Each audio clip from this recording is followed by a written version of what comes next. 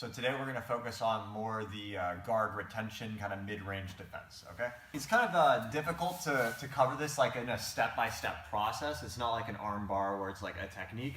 It's more a lot of different details that I see people make. What I'm talking about mainly here is like when you're on your back and the guy's trying to find a way around your guard and you don't have grip. So this kind of just base defense, okay? So the first thing I'm always trying to look to do is keep the guy centered in front of me.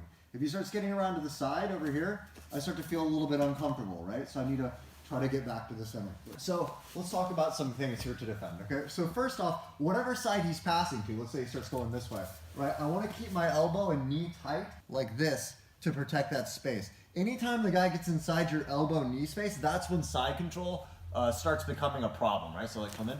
See, if he's in here, when I shrimp, I can't move, right? He follows, like you can't do the elbow frame like I talked about, right?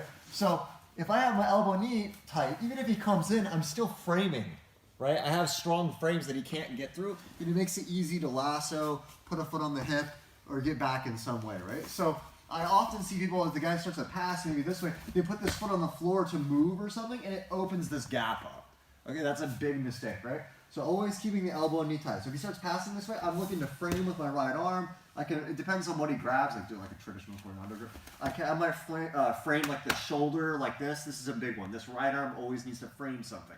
Sometimes it's the shoulder. If his leg comes close, I might block more the leg. If this bring this knee in, I might just frame with my forearm and my shin here, block, push, and then this top leg works over, okay?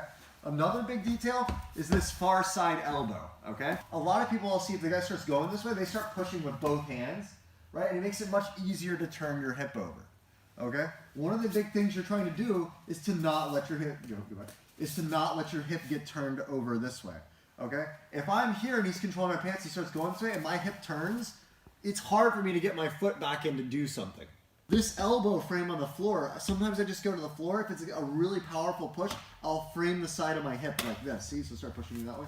See, that keeps me strong and flat. Now it's easy to work this foot in, right? I can get this foot on the bicep to center up like that, all right? Whatever side the guy's passing to, your opposite side leg is the leg that should be working to recompose you. So if he goes this way, right? And I'm reaching with this leg to try to recompose, I'm opening this elbow knee space, which puts me in a bad position. So you always want to focus on keeping this protected and be using this foot, the outside leg, on the shoulder. If he grabs my pants, often I'll put it in the bicep. Don't even grab the sleeve. You don't need to use the foot in the bicep only for spider guard. It's a useful way to center. Okay, so I'm here like this. Now this foot can push down and center my hip up. My hand here, like on the shoulder or on the shin, you can spin yourself with that as well. Another really useful detail, okay, so I'm here defending, I always want the guy centered, is lift your feet up. I see a lot of guys with their feet really low like this. If the guy is going to try to Toriando me or knee cut me, the first thing he needs to do is control my legs. So if I'm here like this, he just grabs my shins and runs around. He's already halfway around and I'm a step behind, right?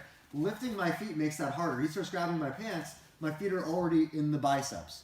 Okay, which as long as he's holding the pants, it kind of acts as a spider guard. I don't have to hold his sleeves, right? If he's holding, he's connecting. So if he runs this way, right, it just kind of keeps me attached to him. So he's got to let go to regrip. Showing a technique like an arm bar or a triangle, it's like a very step-by-step process. But when you guys are really sparring, like for any technique I show, there may be 15, 20 ways to mess it up that it's hard to teach unless I see you there sparring. So the way I want to approach this is I'll introduce you guys like maybe 5 or 6 different concepts at a time. And then you guys can play with that stuff, and in the future, as I get questions and stuff, I'll revisit these topics and throw in some other small details.